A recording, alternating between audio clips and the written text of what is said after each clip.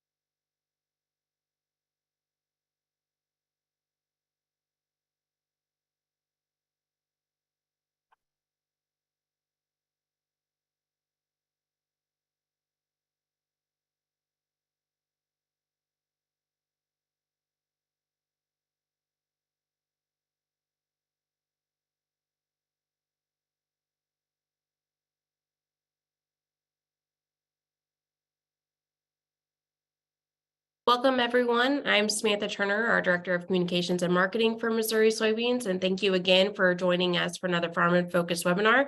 Today's webinar is brought to you by Beck's Hybrids, and they're going to have a panel discussion today led by Clarissa Cauthorn, Beck's Seed Advisor. I'll turn it over to her in just a minute, but in the meantime, a few housekeeping items.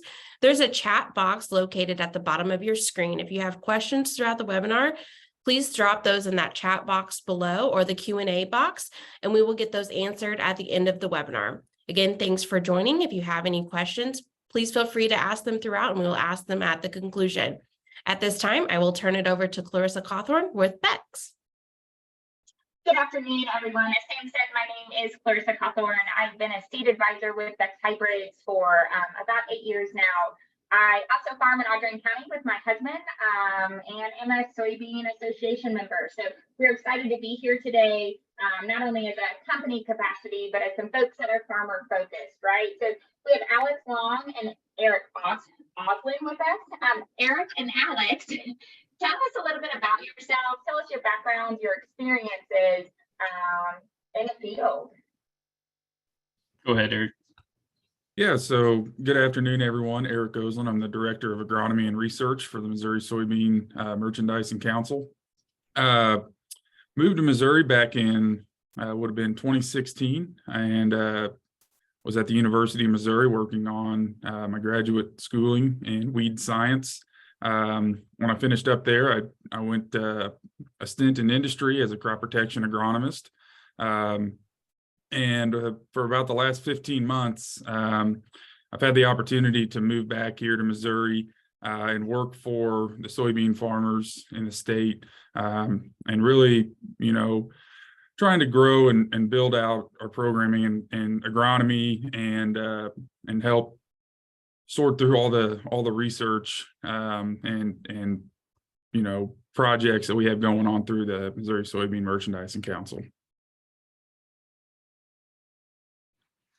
All right, so I'm Alex Long. I'm the field sales agronomist for Beck's. I cover the northern half of the state, basically Missouri River all the way to the Iowa border and then across the whole state. I guess work experiences, graduated from Mizzou with my undergrad, went right to work in small plot research. After that, did a little bit of time in retail, and then went to work for Kevin Bradley for a few years doing weed science research. Started with Beck's in 2016, so this is my 7th year, I guess just over 7 years with the company. Basically been doing the same thing the whole time in pretty much the same area. So that's kind of my long and short of it. Thanks, guys. Lots of experience in the room for the webinar today. So as we get started, we are focusing around Beck's Bash, and I know that has been a brainchild of Alex and I's for a little while. Alex, would you go ahead and explain it for us, where the idea came from? And then Eric, also how that relationship with soybean has started. So let it rip, guys. So I guess the original idea, what was it, 3 or 4 years ago? We had a team meeting in Kansas City. It was during the COVID dark times. But anyway, we had this idea of trying to get Missouri customers and just Missouri farmers the Beck experience, right? We all know the field shows exist and technology days and all that, but we really wanted to be able to give our customers and just farmers in general that Beck's experience, that field show experience. So we were trying to bounce around a few ideas, and I mean, this thing has gone through a bunch of different versions on paper. There was a time where it was going to be like a concert and stuff like that, and it's kind of shaped into what it is now, and more or less an introduction to a Beck's field show, I guess is the best way to describe it. So some research plots, some agronomic tours, and things like that. For how the relationship developed, I'll just kick that over to Eric. No, Alex, I think that's good. But yeah, I think for us, Missouri Soybeans, the value is really, I think everybody would agree in agronomy and agriculture. It takes everybody to get the information out to the farmers, and also to produce that information as well, to produce that data that farmers are making their decisions every year based off of. So, the checkoff, we can do a lot, but we can't do it all. So leveraging partnerships and relationships with industry, the programs that you guys have at Beck's Hybrids with the Practical Farm Research Program, those are things that farmers are utilizing throughout the state, and for us to plug in with you guys and bring farmers out here to the Bay Farm, showcase some of the stuff that we have going on internally in Missouri Soybeans, but also bringing in Beck's Hybrids, and it's going to be, I'm really excited for it. So what I'm hearing from both of you is both organizations really want Missouri farmers to succeed. And as we think about that, the agronomic research that we're going to bring around in June, can you guys tell us a little bit about the studies that we're going to have available for guys to see come June 22nd, and what our goals are with that? Yeah, you want me to take that one? Sure. So we kept it pretty simple as far as studies go this year, and not simple in the sense that they're not important, but simple in the sense of they're more fundamental type studies. So we're not testing a bunch of new products and things like that. So we have both corn and soybean studies, 3 technically agronomic studies on each, population, planting date, and planting depth. So what's interesting about that from my standpoint is that Beck's has decades worth of planting date and population data, going back to the 90s really, but we don't have anything from Missouri, right? When you look at our map of the best planting date for soybeans, we kind of just go with what the University of Missouri says. So we haven't had a source to get that research done in Missouri. So we're starting it this year, obviously, and those are planted and off to a good start. The planting date one is, well, they're all planted, but the planting date one, we got the first planting date in. So that data is already getting set up, and it's going to fall in line with basically what the state's doing. The population one, we're running 4 different populations, I think from 60 to 150,000 on the soybeans. The corn, we're going from 26 to 38 on a flex year hybrid and a fixed year hybrid. So to make that comparison to see where that's at. And yeah, so there's just gonna be some really good information come from that, I guess, as far as what they're looking like so far. The planting date study, specifically the soybean planting date study planting depth study, was very interesting because we've been pretty dry, and seeing the different depths really have an impact on germination was really surprising. So yeah, Alex, I think the way you said these are kind of fundamental trials is a good way to put it, because they really are. And the one thing that I think is interesting from doing studies like this is it kind of asks that question, or answers that question of what could have been. So you brought up the planting depth study, and some farmers, maybe they planted an inch deep, but they may always wonder, well, what would things have looked like on such a dry year if I would have got that seed down into moisture, down to that 1.5 to 2 inches where that moisture was sitting. So I'm really excited to see how these trials play out, and what we learn in September, October, when we get the combines out to the field. Eric and Alex, I know that both of you have been in the field and countryside, and for myself and the farmers I work with, and also my own home place, we're drought stricken. We seem to be missing rains left and right, and have some difficulties planting too because of that. Eric, did you run into that? Alex, have you seen any of that? Seen any of that working with your growers? I'll let Eric take it first, I guess. Yeah, we definitely have. We've been very dry here. We're just south of I-70, located near Columbia, Missouri, and we really haven't had a rain to speak of for probably 3 to 4 weeks, I would say at this point. I think we caught a couple tenths a few days ago, and really that was what enabled us to get some of these plots planted, because what we were running into was, we're not dealing with real large equipment here in these research trials. So our planters actually weren't heavy enough to break through the soil down to the depths that we needed to get to. And we were seeing a lot of variability in our planting depth. And what we were afraid of was that if we didn't catch a rain, those seeds that did get down to where we were targeting, down to that 2-inch, 1.5 inch range for beans, and maybe 2.5 inches in corn, the seeds that got down there, they would go ahead and germinate because they were in moisture. And if we didn't get a rain, the ones that were a little shallow would just kind of sit there.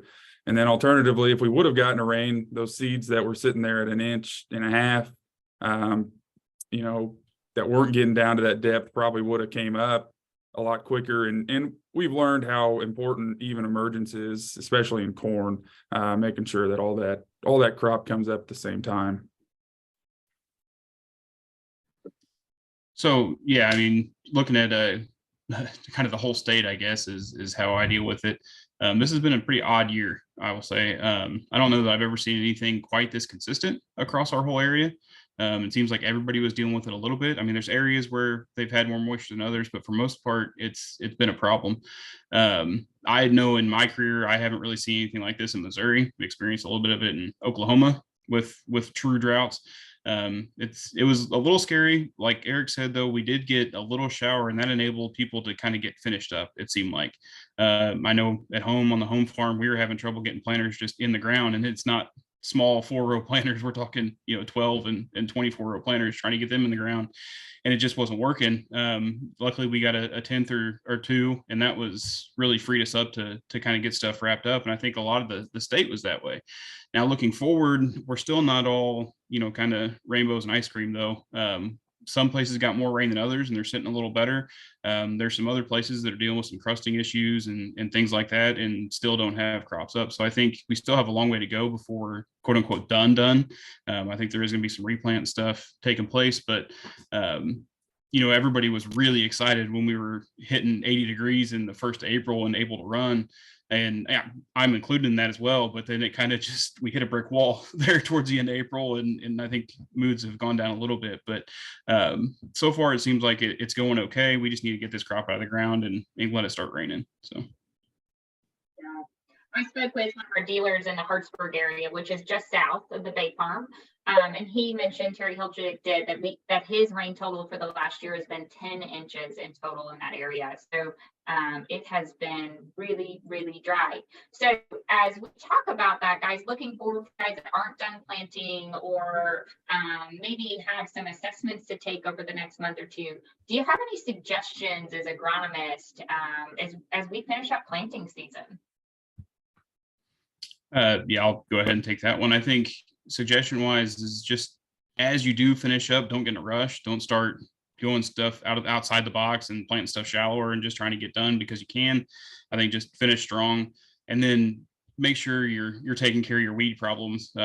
I think Eric can probably attest to this a little bit, but I wouldn't be surprised if we do have some issues with some herbicides because of a lack of rain, lack of activation in some cases, and then just when weeds will germinate when we do start getting rains. I think that's going to be the big thing that we run into this summer. Unless it just doesn't rain again, then it won't matter that much. The other thing, the nice thing, I guess, the silver lining is that we shouldn't have the nitrogen loss issues that we've dealt with in the past in most of Missouri. We're just not seeing that standing water, which causes that. So from that standpoint, again, if you want to look at the bright side, that is one that we haven't lost a bunch of money in nitrogen because of excess rainfall.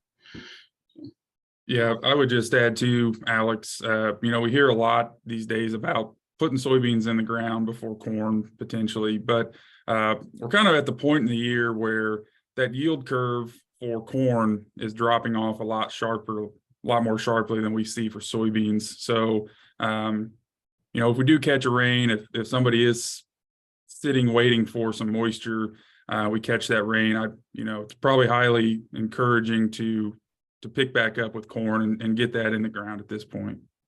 Absolutely. Yep. Completely agree.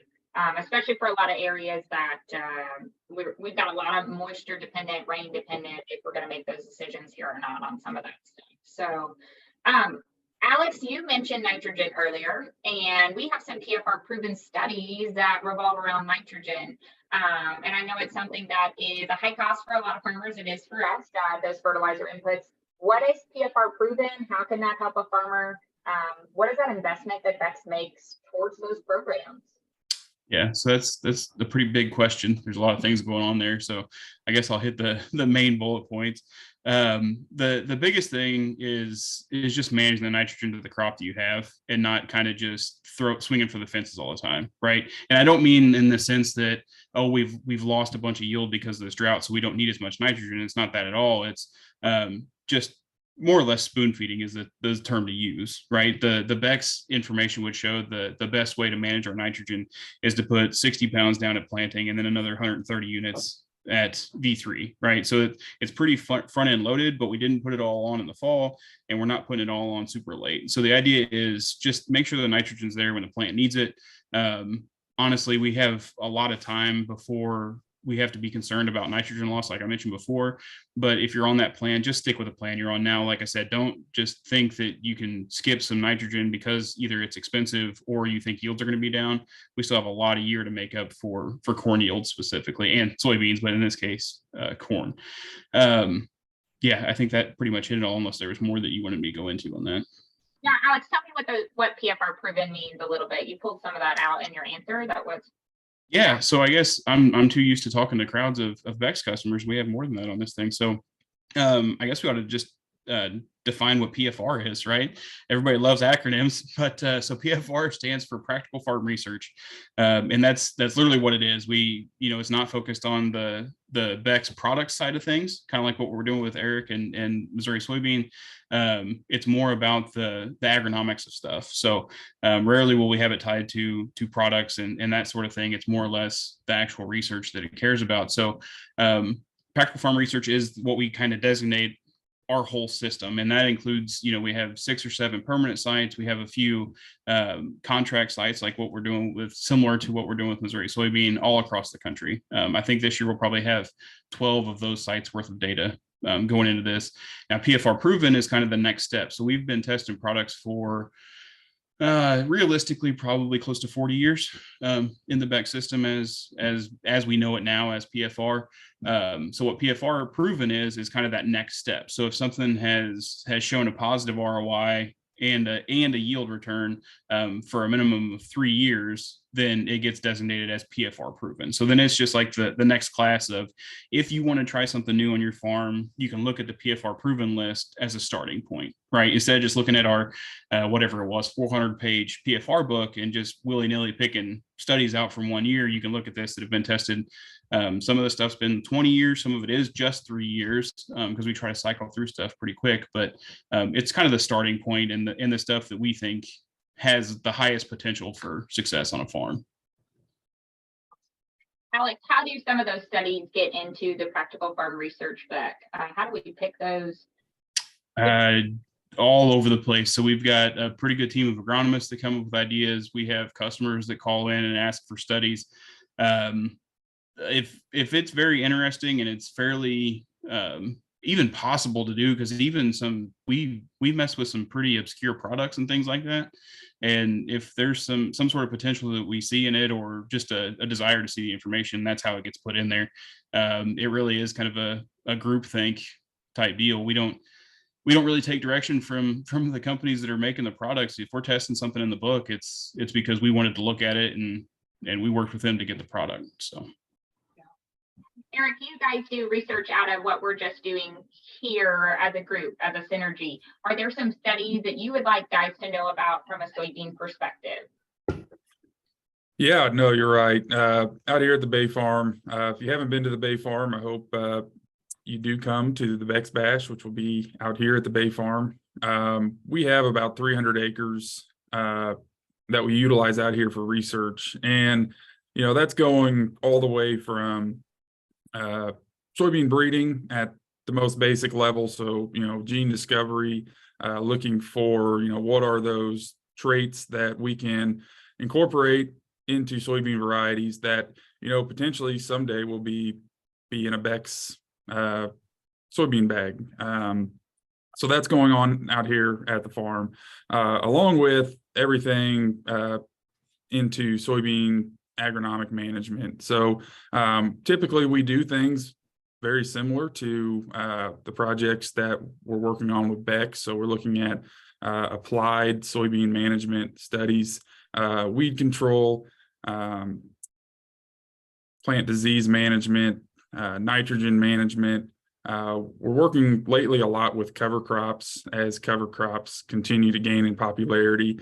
How do we manage those in our soybean systems? And then another initiative that we've kind of taken on at the Bay Farm is how do we introduce new technologies to the farm? So how can we kind of act as that intermediary between some of these new technologies that are available to farmers, and bring farmers to the Bay Farm and kind of intermediate that discussion and that conversation. So that's been something that has kind of launched over this past year. We really gained a lot of momentum in the companies that we're working with, and getting more interest from farmers to come to the farm and see those things. Awesome. Eric, I think that's more so why we reached out to you all, to have this type of relationship. So when Alex mentions our field show, it is something that runs from 9 to 4 on a day in late summer. Typically for Beck's field shows, it is completely agronomic based. The opportunity to hear from leadership team, which works for Beck's hybrids, and all hands on deck to make sure that farmers get the information they need to be successful, whether they are Beck's customers or not. So Eric, Alex, I think I ran through all my questions for you today. Is there anything that I didn't ask you before we open up for questions that you just feel like you need to share? probably ought to mention that Beck's Bash is on June 22nd. Yeah. I don't know that we've said that yet. So we hadn't really talked about the actual event much, but yeah, June 22nd, like Clarissa said, it'll start at 9 as well, I think, and run till 4. So yeah. So Beck's Bash will be June 22nd, as Alex said and Eric said. We will have Beck's employees there to help host folks. We'll have multiple tours going that are PFR related, so a soybean tour, a corn tour, and then also some opportunities to look at hybrids. Lunch is going to be really good. I was just told that we'll probably have steak sandwiches for lunch. So even if you don't want to come for the information, come for a good meal for the day. And we look forward to hosting everybody again, June 22nd from 9 to 4 at the Soybean Bay Farm, just outside of Columbia. Eric, anything? No, hopefully everybody on the call is able to make it. We're excited. Hopefully we catch some rain to get the plots up and moving here. But I'm sure, there's never been a May that it hasn't rained. So we'll catch some rain at some point. Yeah, hopefully so. All right, guys, I have my first question here. So what types of subjects and topics can we expect to hear on June 22nd outside of what we've already talked about? yeah, so there's going to be the plots we talked about. And then, so we're also going to have a few tent talks is what we call them within the Beck system. So one of the tents is going to have a couple of regional agronomy managers. So Scott Dickey, who covers Missouri, Kansas, and Nebraska, is going to be covering soybean growth, basically just soybean yield components. And then John Skinner, the regional agronomy manager for Iowa and Illinois, is going to be there talking about corn, doing the same thing. Another tent that we're going to have is going to be kind of a split tent. It's going to have I don't know his title, but the kind of boss of the PFR system, the PFR lead, I guess.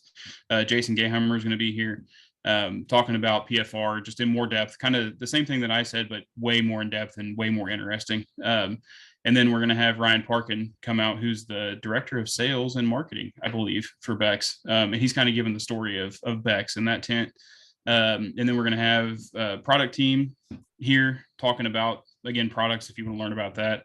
And then I guess the plot tour things that I'm given, and then Selena Kipping, our other Missouri field agronomist, those are going to be on actual buggies. We're going to take a little trip out and talk about, I'm talking about corn, she's talking about soybeans, and those will be PFR focused, but a little bit of what we're doing there, and then some other stuff too, just to give a well-rounded talk. Farm server is going to be there. There's kind of quite a bit going on. Our drone guy is going to be there demonstrating spray drones. I think that's about it. Clarissa, if I missed anything, let me know. No, I don't think so. We will have, I'm sorry if I missed it, but we will have some folks there to talk about commander awards too. Oh yeah. Those are things that we do specifically for farmers to help their ROI. So folks that may have questions about that, we will have guys that specifically work in those departments. So if I look at how many employees Beck's will have there in that day, we'll have 35 or so. So all hands on deck to make it a successful day. But lots of information. It is a la carte, so you can choose what you want to do throughout the day. You don't have to do everything. You can go to a few studies that you want to, and it's pretty easy flowing. So I'm getting lots of questions here. So if we could take one study that we are doing and implement it today, what would it be, guys? Eric, you can start that one if you want. I've talked the whole time. Yeah, that's I think, one thing for me is I think there's a lot of questions around this in-season soybean feeding and how do we maximize that, whether it's, our 3 macros, NP and K, is there opportunity to really raise soybean yields by utilizing feeding those nutrients in season, and then also sulfur. It's kind of a proxy macronutrient, but there's definitely a lot of opportunities to look at different things there.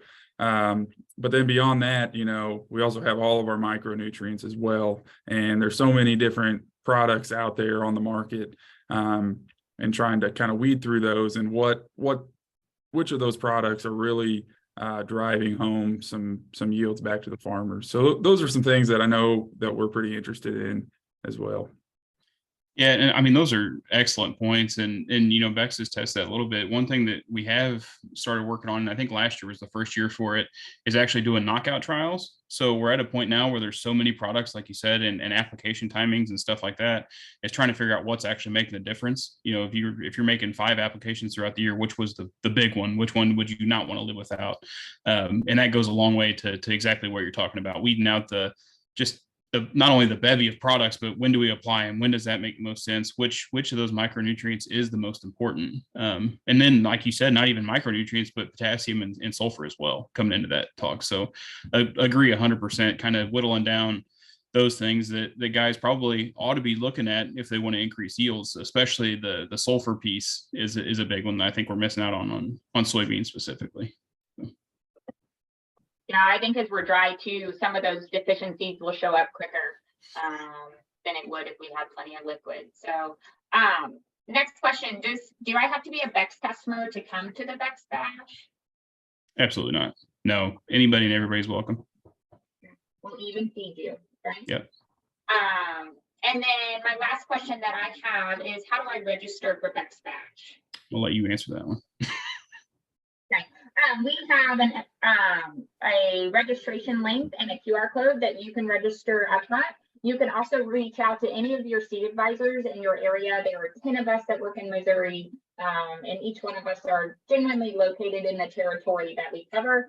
I am going to try to drop the registration link here in the chat as well as soon as I get my hands on it. So pretty easy ways to go. We have shared it on Facebook, so that registration link will be there as well with that nifty QR code to utilize. Right. Well, guys, that's the last question that I have. So excellent questions for the day. We seem to have some excitement. We are hoping to have as many people there as possible, guys. So what would be really important is to go ahead and get registered, pre-registered, so we make sure that we're fully equipped for the number of people that are going to show up that day. I just got another question, and then it says, will any of the items be videoed and saved for us to review later? So day of type of content. That's actually an excellent question and not something that we've thought about yet, I don't think. Yes, I'm going to go ahead and just make the call that, yeah, all the, like my talk and Selena's talk and those, we'll get them recorded. I'm sure our marketing team can figure that out now that I just said we're going to do it. So I will also let you guys know is that we host PFR Insight meetings in the winter time. So if you miss any of those type of topics and want to do some follow-up and get a little extra dose of XPFR proven, we have those in January, February timeframe. And then also we have a full field show in Colfax, Iowa in the beginning of August, as well as Effingham, Illinois. I think it's August 4th or 5th. I have to look it up, but both of those will have similar topics that we do. Okay, I am going to try to drop this in the chat here for registration for any other further questions. But if there's no more, guys, we will be done for the day.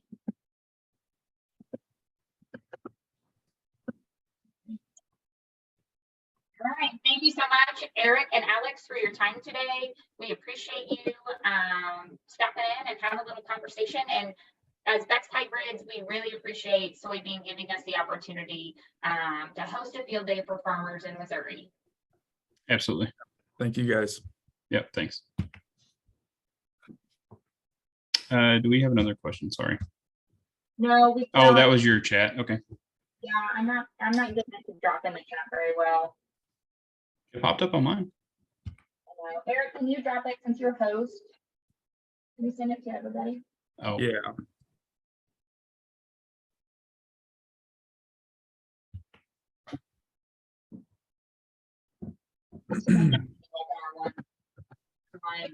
Don't drop it, Eric. perfect.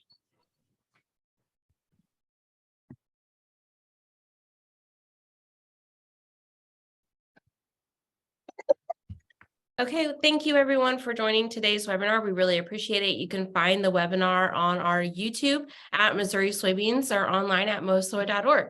Thank you for tuning in. Thank you.